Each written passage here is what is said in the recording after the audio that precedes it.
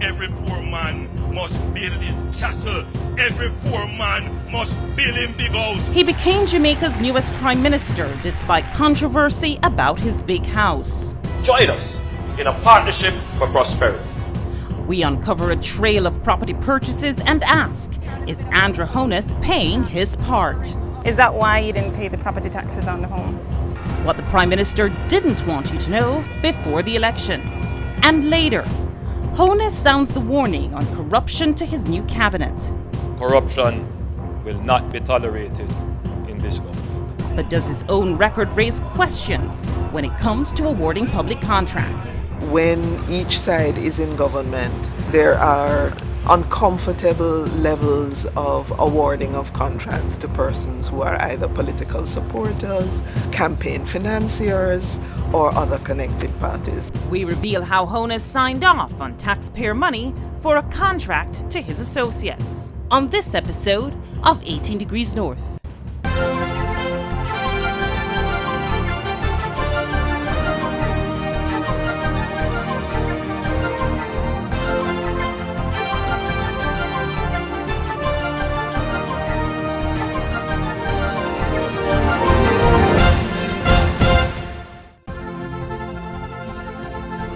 "18 Degrees North" is brought to you by If you're like me, Or me? You bank with FGB. My students are learning to find the right formula. That's what my bank already gives me, with Saturday banking, late opening hours, and an extra special credit card rewards program that fits in with my needs. If you're like me, you want a bank that has the perfect formula for you. In my job, I have to pay attention to detail. And my bank does that too, with personalized alerts and notifications. Updating me on transfers and balance thresholds, with convenient mobile and online banking. That's security for me and saves time for other important things. If you're like me, you need a bank that's big on details. if you're like me, Or me? You bank with FGB.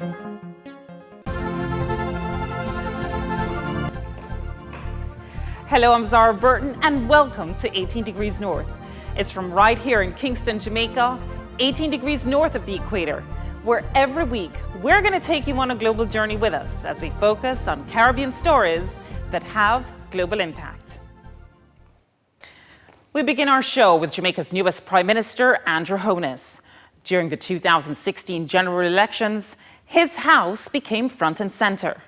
The public, and perhaps more so the ruling People's National Party, they wanted to know why a St. Lucian company owned his house and where he got the money, since news reports had put its value at about $2 million, a figure Honus has not confirmed. After all, Honus had been a politician most of his professional life, didn't come from money, and his salary at the time was just over $60,000 each year, not counting allowances. Honus answered several of the questions asked, but we at 18 Degrees North had others. What we found was an interesting series of property purchases and an uneven playing field when it comes to personal tax matters. It also shed light on the relationship between Jamaican politicians and their associates in the awarding of public contracts. We're staying right here in Jamaica at 18 degrees north and 77 degrees west. The Labour Party believe that every poor man must build his castle. Every poor man must build him big house. And we not grudge you for it. We are going to help you to achieve that. That is why we say education be free, health be free, and we must make the place secure so you can live and enjoy yourself. This is the house, built on 3/4 of an acre, complete with stone-cut wall in the exclusive Beverly Hills neighborhood just outside Kingston. It's a huge upgrade from where Jamaica's newest Prime Minister and then opposition leader Andrew Honus says he was born. I was born in a 2-bedroom board house at 56 Cumberland Road in a Spanish town. My father is still a farmer and my mother is a retired civil servant.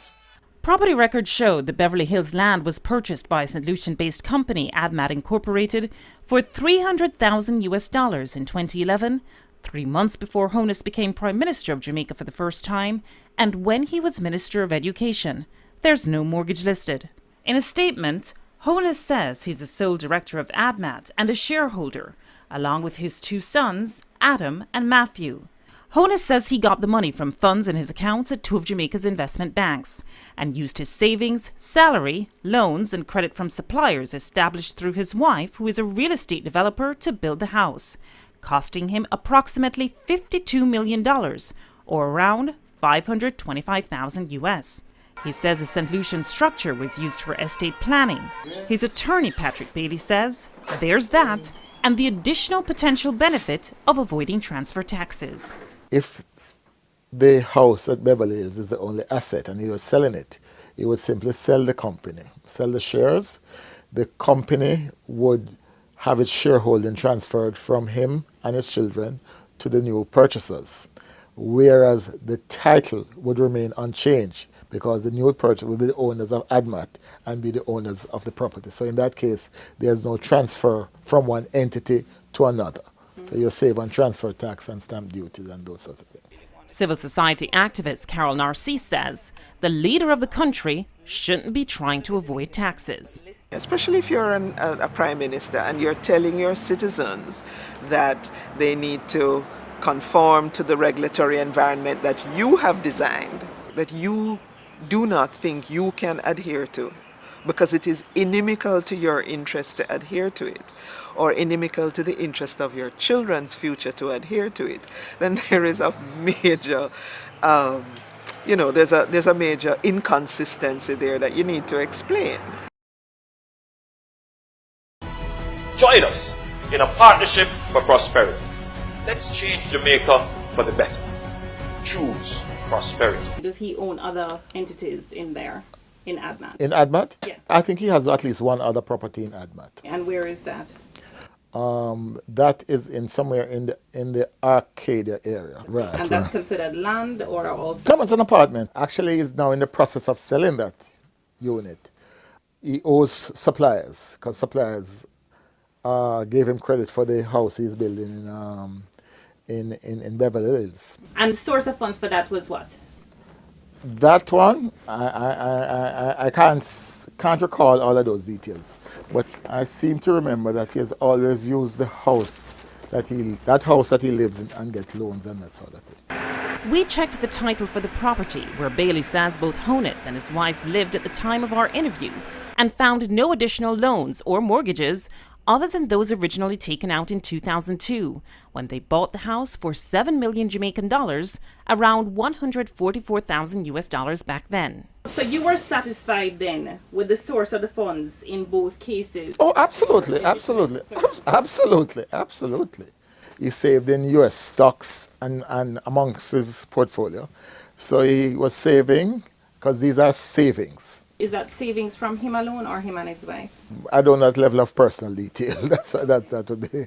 Yeah, I don't know that level of what you know. Is there any evidence? I know of nothing. I know of nothing else that he owns in relation to ADMAT. Okay. He currently owns rather.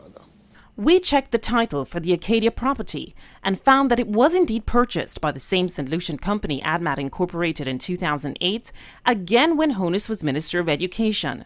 The price tag, 16 million Jamaican dollars, around 219,000 US back then, and again, no mortgage was listed. Further, we also checked whether ADMAT owned additional properties and found one more. A half-acre lot, also bought in Beverly Hills on Wycliffe Close in February 2009, also when Honus was Minister of Education, price tag, around 15 million Jamaican dollars, almost 173,000 US dollars, and again, no mortgage listed. So you've never heard of this Wycliffe Close property before today? Let me put it this way. I have never handled, and when I look at the transfer, I see the names of lawyers who I know. and he's entitled to have more than one lawyer.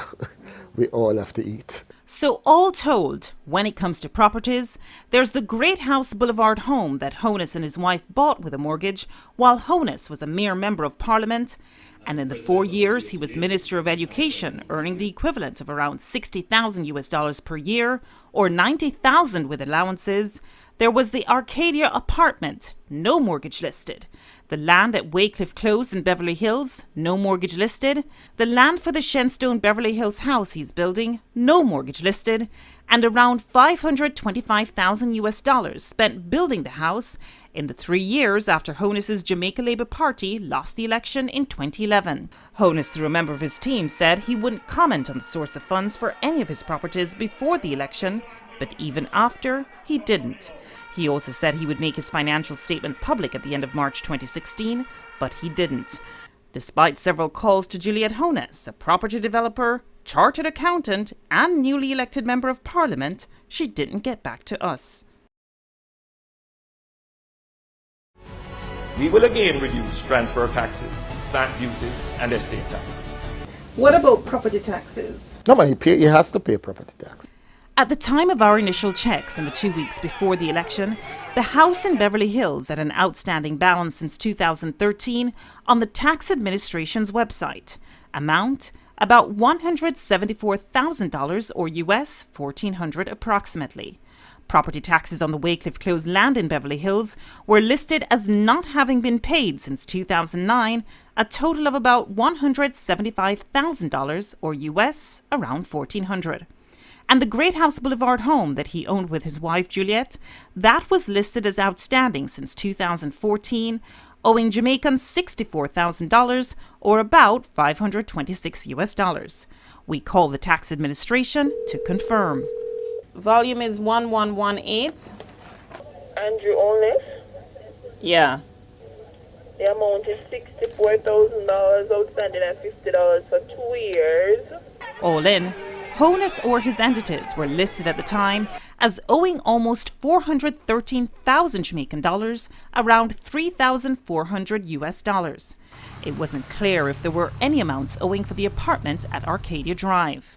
Caroline Hay, former Deputy Director of Public Prosecution, says, in general, no leader should be backed up on their taxes. We did not ask her specifically about Honus. No public official ought to be behind on their taxes. You are in a position, when you're a public official, in a position of trust, and one would imagine an example to the nation as to what values we want in positions of leadership. Days after 18 Degrees North brought it to Honus's attention, and before the election, the tax administration's website reflected zero balances for the 2 Beverly Hills properties at Shenstone Drive and Wycliffe Close.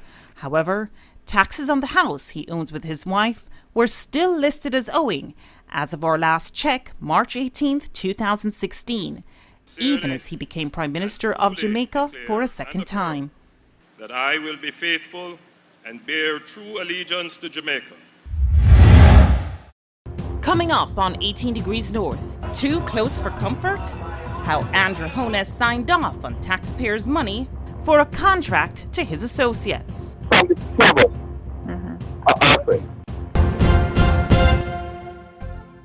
18 Degrees North just uncovered a trail of property purchases linked to Jamaica's newest Prime Minister, Andrew Honus. Now see how that trail led us down another path, that of government contracts awarded to his associates.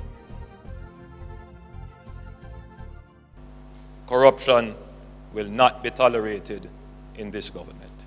The property at Wycliffe Close in Beverly Hills remains an open lot today.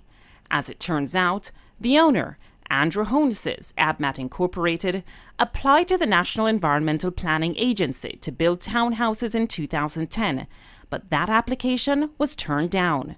Representing ADMAT in this application was one Robert Garvin. Robert Garvin is not a director in any way, shape, or form of ADMAT. No, man, he's not. But why would Robert Garvin's name then appear on an application to the land development? Because he's acting as agent, he's doing the process. Okay. That's not unusual. According to company's office records, Robert Garvin is or was the director of other entities affiliated with Andrew or Juliet Honus: Positive Jamaica Foundation Limited, Sunshine Mobile, West Central St. Andrew Trust Limited, Omega Bridge Finance, and the now removed Delido Taxi Service. Who is Robert Garvin? Garvin? Robert Garvin. Never met the name, never heard the name. But I do remember Positive. But I did set up Positive Jamaica, I remember that. Right, but he's one. Yeah. Positive Jamaica is in part a director by Garvin. I know he was a director of And by the way, one more thing. What about the fact that Garvin used this address, 28 Herb McKinley? Because this is my address. It's precisely what I'm saying. You're at 28 Herb McKinley, no? I know, so why Robert Garvin used it and you... Because we set up the company here. Garvin, I'm not saying that. I don't remember the name. Separately, Robert Garvin is also listed as the director of Westcon Construction, along with one Donovan Simpson. Garvin used the address 25 Dominica Drive while setting up Westcon, the same address he and Honus used when registering West Central St. Andrew Trust Limited. Government records show Westcon Construction as receiving 14 government contracts, totaling 28.5 million Jamaican dollars, or around $386,000 US. This was between 2006 and 2009, even as Honus or his wife shared directorships with Garvin on 4 entities. 12 of the 14 contracts were under the JLP government, with which Honus has a career-long affiliation. 9 of the 14 list 0 or only 1 tender. 10 of the 14 were granted by the Minister of Education when Andrew Honus was minister, and by the National Works Agency and Social Development Commission for work in Honus's constituency. Honus even instructed the Social Development Commission to pay Westcon Construction just under 1.5 million Jamaican dollars, or around US $21,000 back then. He signed the document himself. There was only one bidder for cleaning, bushing and trimming of the roadways in Honus's constituency of West Central St. Andrew, and no procurement committee approval. Payment was requested by Honus December 20th, 2007, and paid promptly on the same day. When contacted in a general sense, the current Social Development Commission head, Dwayne Vernon, said, while not the norm, it is possible to have a request and payment on the same day, especially when there's a contract in place with stated payment dates. Vernon, who didn't address this contract specifically, also said, the SDC does not procure for constituencies. This is the prerogative of the MP and his or her project officer. Civil society activist Carol Narcisse says, awarding of government contracts in Jamaica has been a long-standing cause for concern. When each side is in government, there are uncomfortable levels of awarding of contracts to persons who are either political supporters, campaign financiers, or other connected parties. We asked Honus whether he declared his relationship with Garvin while contracts were being awarded to Westcon Construction, but he didn't get back to us. We called Garvin, but he said he couldn't talk at the time, and he didn't answer our text message. When contacted, Garvin's partner in Westcon Construction, Donovan Simpson, he tried to distance himself from the inner workings of the company. I don't know where are these projects. I don't know how much were collected. So you didn't benefit from these contracts, that's what you're saying? No. Even though his name is not on the filing, is Andrew Honus a part of this company? No, not to my knowledge. No, man, he's not a part of it. Do you know if Garvin is a friend of Andrew Honus? Yes, yeah, man, they are friends. They are very close. So from the two of us are friends. Before Andrew went in politics, you know. I met him at Siaga's office because Robert and Siaga were very close also. You know. Oh, okay. So the first time I saw Andrew is when Robert invited me to the Siaga's office in New Kingston.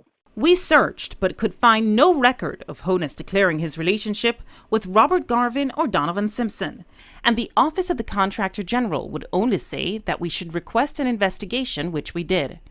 When asked in a general sense, and not about Honus specifically, Caroline Hayes says these kinds of relationships should be declared. In the procurement rules and guidelines that I've read, there's been a concern about whether there is a connection either directly meaning you have an interest in a company that's bidding for public assets and public benefit, or indirectly, meaning it's in the name of a wife, in the name of a girlfriend, in the name of a child, in the name of an associate. It's a duty of our staff and any other public officers and officials directly or indirectly involved in the procurement process, especially in the preparation of bidding documents, evaluation, contract negotiations, contract management and payments, to declare any potential conflicts of interest. Whether Honus declared his relationship with Garvin remains unclear. However, Bailey, his attorney, is adamant that all assets associated with Andrew Honus were declared. In every case, everything that he has owned from the time that from even the time he set up ADMAT, going back to 2001, everything has been declared. We checked with the Integrity Commission, but no one ever got back to us. Information submitted is usually confidential. The law that governs it explicitly states that these declarations cannot be made public, and if they are made public, whoever makes them public is subject to a fine of over $1 million, right? These declarations of assets need to be brought under the ambit of the Access to Information Act so that we can request to see and be given, or given a good reason why we can't be given. In Jamaica, breaches of the rules governing the awarding of government contracts carry a possible fine of $1,000 or around $8 and or 3 months in prison. See what happens when we try to get answers from Andrew Honus on the campaign trail. Can you give me a sense of who Robert Garvin is? That's next on 18 Degrees North. Jamaica's newest Prime Minister, Andrew Honus, may have wrested control from the People's National Party, in part because of his 10-point tax plan. During the election campaign, though, there were skeptics. Critics charged, how was he going to plug the millions in lost revenues in US dollar terms when his plan would essentially eliminate income tax on those earning the equivalent of around $12,000 or less? Honus's plan was to spur spending and generate more revenue from consumption tax while raising taxes on high-end earners. We caught up with Honus on the campaign trail. We asked him what else he had up his sleeve and why at the time was he listed as being behind on his property taxes. Where is the economy going? Have you done any analysis of your tax plan and what economic growth is going to look like in your first year? I wouldn't want to give you a specific figure. But your analysis must have produced something that is tangible for the people to understand. Yeah, but I didn't say I would give you that figure. But it has produced a figure? Of course. Okay. Otherwise, why would we do the analysis? Give me a general sense of where we have on the low end and the top end. I would say to you that if you're going to talk about economic growth, you should be above 3%. Okay. That's a fair statement to me. Right. Let's talk about some of the other taxes that you, tax incentives and lower rates. And so I think there was mention of some transfer taxes as well. In general, our tax plan is to reduce transaction taxes.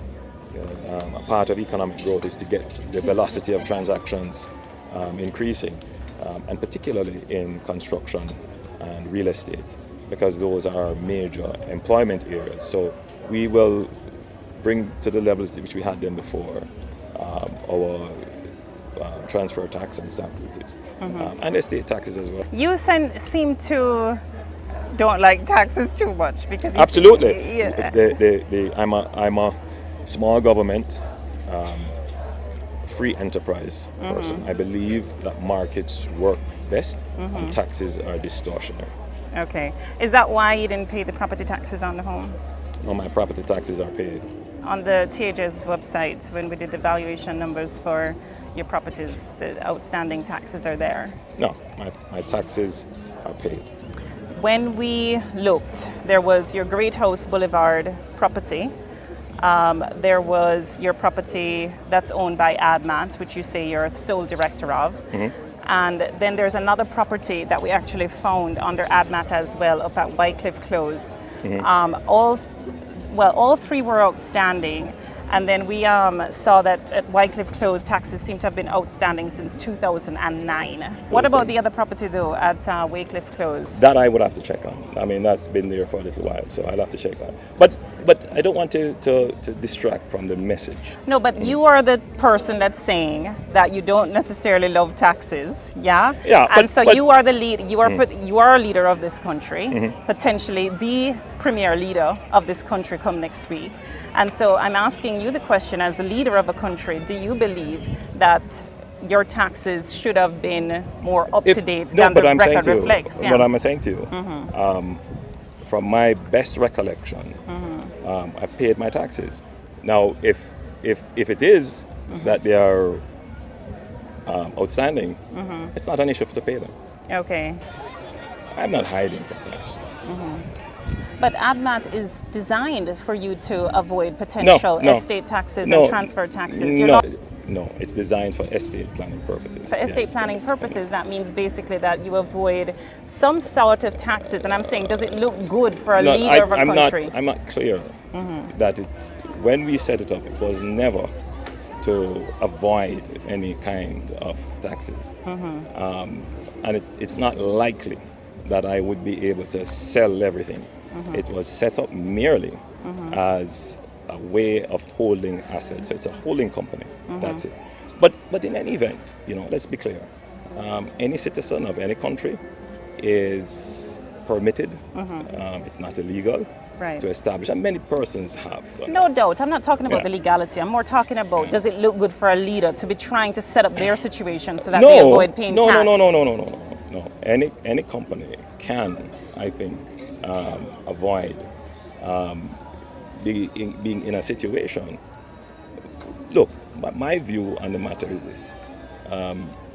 You should plan your estate and plan for taxes the best way possible. You just said a while ago that you don't see a sense where you would be able to sell everything. What's everything? What's everything? You mentioned two properties. Right. There's Wycliffe Close, right, which is an open land right now. Look, we'll talk again. No, one thing I wanted to ask you about. You've gone over the 10 minutes. Hold on, Mr. Honest. Mr. Honest, I must ask you a question. Can you give me a sense of who Robert Garvin is? He's a company secretary, but what's the issue? He's a company secretary. What's your relationship with him? So this is where we bring 18 Degrees North to a close for this week. Join us online, look us up on Twitter or on Facebook, send us your comments. We're there to bring you Caribbean stories that have global impact. From all of us here at 18 Degrees North, I'm Zara Burton. Thanks so much for watching, and we'll see you next time.